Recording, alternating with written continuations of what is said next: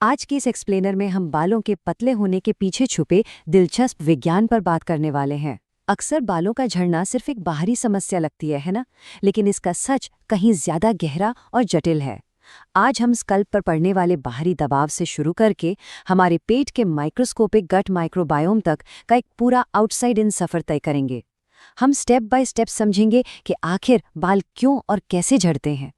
तो शुरुआत करते हैं एक बेसिक बायोलॉजिकल डिफरेंस को समझने से। बालों का हमेशा के लिए गिरना, जिसे हम हेयर लॉस कहते हैं, और उनका अस्थायी रूप से झड़ना यानी हेयर शेडिंग, इन दोनों में जमीन आसमान का अंतर है। अक्सर लोग इन दोनों को एक ही समझ लेते हैं और घबरा जाते हैं। सही इलाज के लिए इस फर्क को पहचानना सबसे पहला और सबसे जरूरी कदम है। इस पूरे एक्सप्लेनर का रोड मैप कुछ इस तरह रहेगा। पहले, शेडिंग वर्सेस हेयर लॉस। दूसरा, मैकेनिकल स्ट्रेस यानी ट्रैक्शन एलोपेसिया। तीसरा, सिस्टमिक स्ट्रेस, जिसे टिलोजन एफ्लूवियम कहते हैं। चौथा, गट माइक्रोबायोम कनेक्शन। और आखिर में मूविंग फॉरवर्ड एंड ट्रीटमेंट। चलिए पहले भाग से शुरुआत करते हैं, शेडिंग वर्सेस हेयर लॉस, ताकि एक बायोलॉजिकल बेसलाइन क्लियर हो सके। सुनकर शायद थोड़ी हैरानी हो, लेकिन रोजाना 50 से 100 बालों का झड़ना बिल्कुल सामान्य और हेल्दी है। ये कोई चिंता का विषय नहीं है।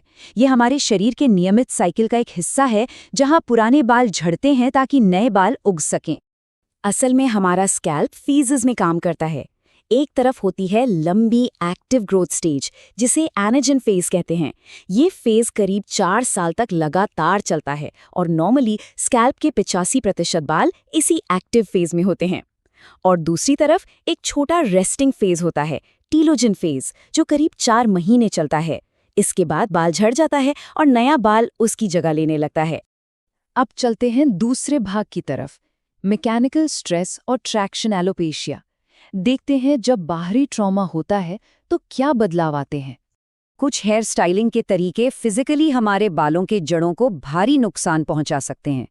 टाइट ब्रेड्स, हेवी ड्रेड्स या क्विक वीव्स जैसी स्टाइलिंग से पड़ने वाला लगातार खिंचाव हेयरलाइन के आसपास के फॉलिकल्स को डैमेज करता है। जब लगातार ट्रॉमा और टेंशन दी जाती है तो मेडिकल भाषा में इसे ट्रैक्शन एलोपेशिया कहते हैं। यहाँ ध्यान देने वाली बात यह है कि इंटरवेंशन वक्त रहते होना चाहिए। शुरुआती दौर में ये नुकसान नॉन स्कारिंग होता है और इसे ठीक किया जा सकता है। अगर 1 या 2 हफ्ते के अंदर उन टाइट हेयर स्टाइल्स को रोक दिया जाए तो बाल वापस उगाते हैं। लेकिन अगर एक खिंचाव हफ्तों या महीनों तक चलता रहे तो फॉलिकल्स में परमानेंट स्कारिंग हो जाती है, जिससे हमेशा के लिए हेयर लॉस हो सकता है। तीसरे भाग में हम स्किन की सतह से थोड़ा नीचे जाएंगे, सिस्टेमिक स्ट्रेस और टीलोजन एफ्लूवियम। अब सोचिए, जब शरीर किसी बड़े मेटाबॉलिक स्ट्रेस से गुजरता है तो एक बड़ा झटका लगता है।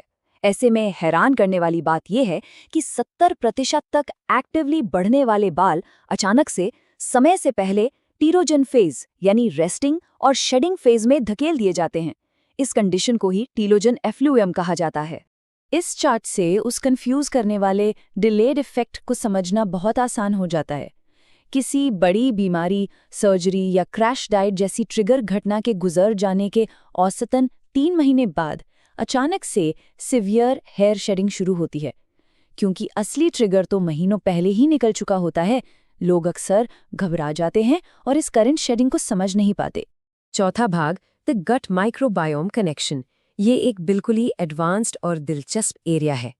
वैज्ञानिकों ने एक बहुत ही सोफिस्टिकेटेड जेनेटिक टेक्निक यूज की, जिसे मेंडेलियन रेंडमाइजेशन कहते हैं।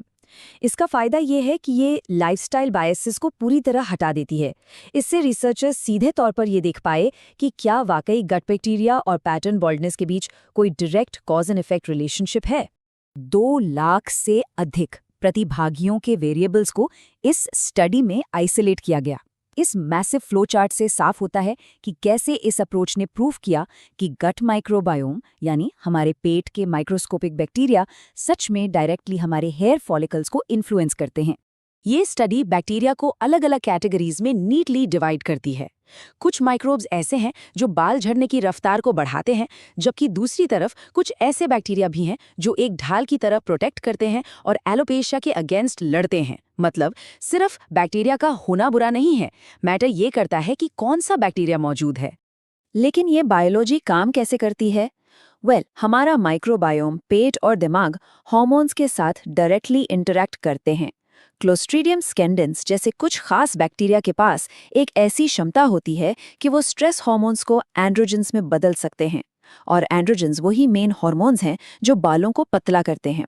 यानी हमारे गट बैक्टीरिया इनडायरेक्टली हमारे हार्मोन्स को कंट्रोल कर रहे हैं। 5वां और आखिरी भाग, मूविंग फॉरवर्ड एंड ट्रीटमेंट। चलिए इन सभी लेयर्स को जोड़कर देखते हैं कि इलाज कैसे होता है। एक क्लिनिशियन जब हेयर लॉस को डायग्नोज करता है तो वो डिटेक्टिव की तरह काम करता है। वो एक सिंपल जेंटल पुल टेस्ट से एक्टिव शेडिंग चेक करते हैं, जिसमें 4 से ज्यादा बाल आना एक साइन है। इसके साथ ही सीरम फेरेटिन से आयरन लेवल्स और थायरोट्रोपिंग टेस्ट से थायराइड की जांच होती है। इन टूल से सटीक तरीके से पता चलता है कि असली इंटरनल या एक्सटर्नल स्ट्रेसर आखिर है क्या। यहाँ एक बहुत ही पॉजिटिव और रीअश्योरिंग बात सामने आती है। टीलोजन एफ्लूवियम जैसी कंडीशंस आमतौर पर सेल्फ लिमिटिंग होती हैं। एक बार जब आप रूट कॉज यानी उस अंडरलाइंग ट्रिगर को ठीक कर देते हैं और स्कैल्प पर टेंशन डालने वाले स्टाइल्स रोक देते हैं, तो टाइम के साथ बाल नेचुरल तरीके से अपने एनर्जन फेज में दोबारा उगने लगते हैं। तो आखिर में ये सब हमें किस दिशा में ले जाता है? जैसा कि साइंस बार बार दिखा रहा है कि हमारी बाहरी खूबसूरती हमारी इंटरनल माइक्रोस्कोपिक दुनिया से कितनी गहराई से जुड़ी हुई है, तो क्या ये सोचना गलत होगा कि आने वाले कल में गंजेपन का सबसे असरदार इलाज स्कैल्प पर लगाने वाले किसी लोशन में नहीं, बल्कि एक केयरफुली क्राफ्टेड गट प्रोबायोटिक में छिपा होगा? ये सोचने पर मजबूर कर देता है ना?